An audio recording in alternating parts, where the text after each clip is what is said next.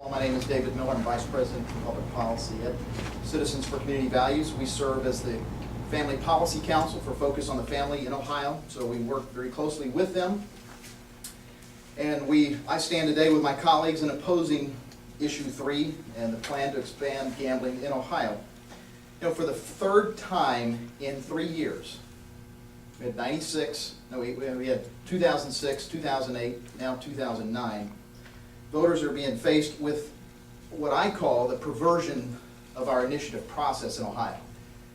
The initiative and referendum process is, I think, a good thing as a check and balance system for voters when they don't see that their elected representatives are serving them rightfully.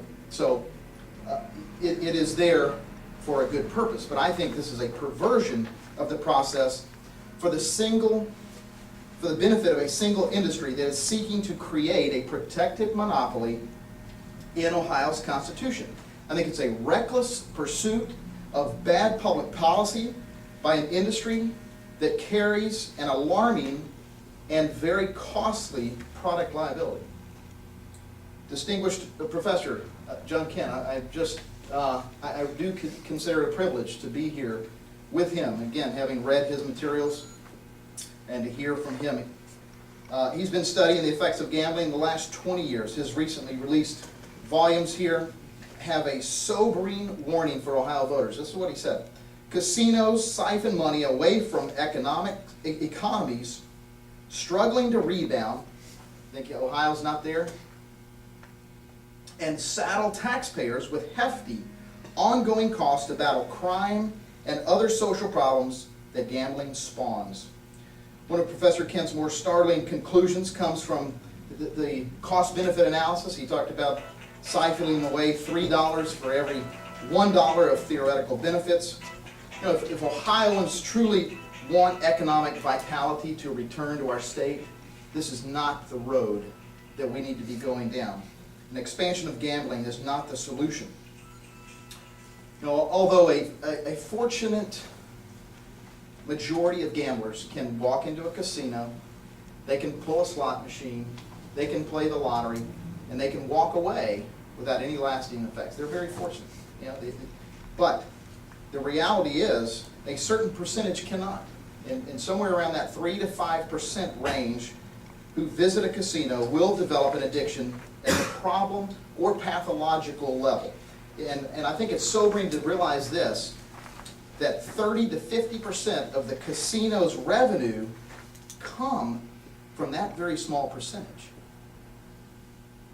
Something I say is wrong with this picture. The cost of addiction in increase in crime by those that are addicted, trying to meet their habits, fulfill those gambling addictions, the bankruptcies, the destruction of families, the domestic violence, the suicide, are not only costly to the state, because, again, we're talking $3 for every $1 that we benefit from. They are far more costly to those who are suffering from this industry.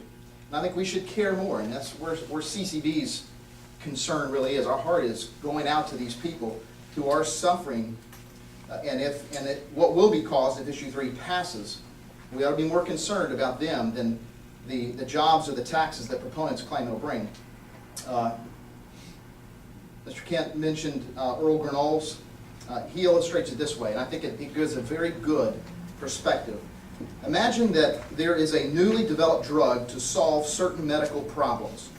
Other drugs exist for the same problem, and the new drug's use is successful for most people.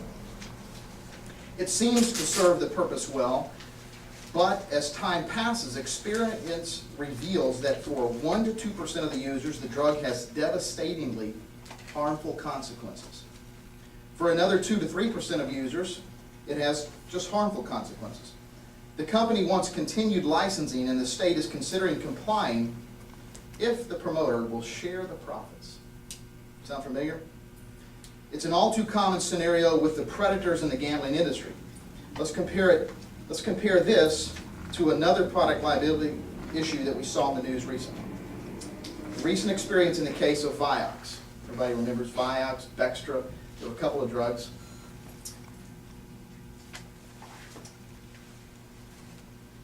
the experience with Vioxx was this. Less than 3/1000ths of 1% of the users were found to suffer harmful cardiac events as a result of taking Vioxx. And what did Merck do? They did the responsible thing. They pulled it off the market in 2004, I believe. The reality is that we have far more people harmed from legalized gambling than 3/1000ths of 1%. We're talking 3 and 5% that have very serious, devastating issues.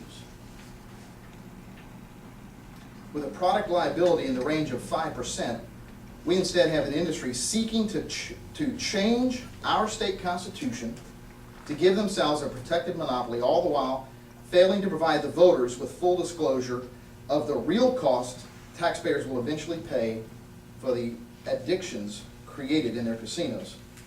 CCV believes that although we are blessed with a tremendous amount of freedom, we realize everybody has the right to, they can drive to whatever state they want, they can drive anywhere they want in Ohio to go to these casinos if they're eventually built. But we also believe that that freedom does not come with a responsibility for their actions. And I think that we need to be asking more of these casinos than what we are. With those actions, they exact a very high cost on others. We have a duty to step up and say no. No to the harms of our fellow man and society. Another example out of Iowa, the casinos there had employees, and I'm not sure if this is the jobs that Penn has in mind. They had employees whose job was just to take the chairs outside and hose them off that were in front of the slot machines, because they were soiled by the people who were so convinced the next pull was going to be a winner. They would not get up and leave just to go to the bathroom. Okay? This is very serious physiological issues that we're dealing with, and I think it's a product liability that we need to be talking about. What I want to finally do for you is just to tell you a little bit of what CCV is doing about issue 3 and how we are working within Ohio to urge a no vote. We are working with a number of like-minded individuals and organizations across the state, within the faith community, and around the country, who stand unified in opposing issue 3. I think what I have seen successful in past campaigns is a micro-targeting of individuals within that faith community. And I think there are a number of ways that we're addressing that. One of the largest is going to come from Focus on the Family. John mentioned this book. Dr. James Dobson was a member of that gambling commission 10 years ago. Dr. James Dobson from Focus is committed to opposing the expansion of gambling across our country, and certainly in Ohio they have committed significant resources toward this. They are on, I believe, their radio broadcast is syndicated 133 different times, 5 days a week in Ohio alone. I think he's probably the second or third, fourth largest syndicated radio show in the country. Ohio, we're talking, I think, pretty significantly here. We're working with them to broadcast commercials, public service announcements, and special broadcasts that are going to be addressing issue 3 during the month that are leading up to the election. Focus is also going to be doing special mailings by snail mail, email, every opportunity that they have. Another very significant organization will be the American Family Association. We have a very good relationship with them, and I think they'll also play a vital role in educating and activating voters. They have a number of radio stations, as well as, I think, probably one of the largest email databases in Ohio of people who are active. They want to do something. They said, you tell me what to do and we'll take action. And so I think we'll see significant opposition from them. One final element of the campaign I'll mention is the ability of numerous organizations that we're working with to reach the faith community directly in the pews through nonpartisan educational voter guides. And we're going to be distributing those throughout the state, throughout this month, and leading up to the election. I believe that this year will be no different, and I think we'll see the faith community turn out, and I expect to win the vote on issue 3.